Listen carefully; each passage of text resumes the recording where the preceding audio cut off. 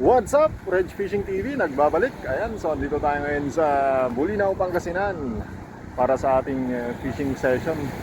So bali may fishing tournament dito, kaya ayun, napasyal tayo dito dahil inimbita tayo ng ating mga kaibigan. Ayun.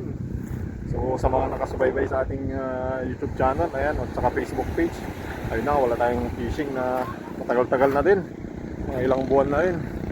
So subukan natin ngayon, muling magbabalik loob. Sakaling ma-excite ulit tayo at tuloy-tuloy na yung pag-fishing natin, mga kaibigan.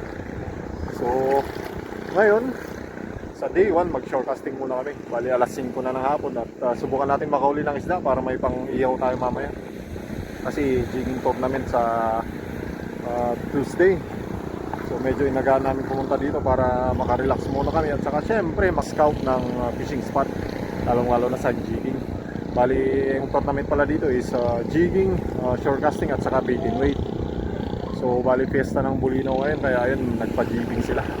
Alright, so dito muna kami sa shore. Bali casting muna at subukan natin mahuli ng talagitok. Bali naka-popping setup tayo.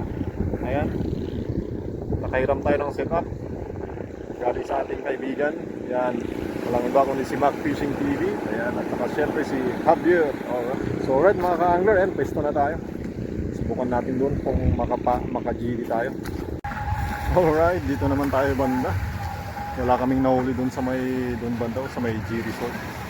So dito tayo kasi negative tide, ang tide ngayon katingan yung super low.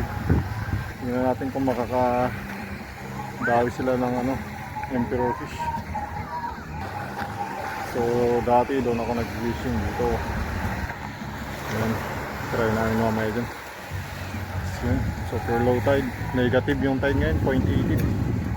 Ayan, as you can see, pati doon pakita na yung bato.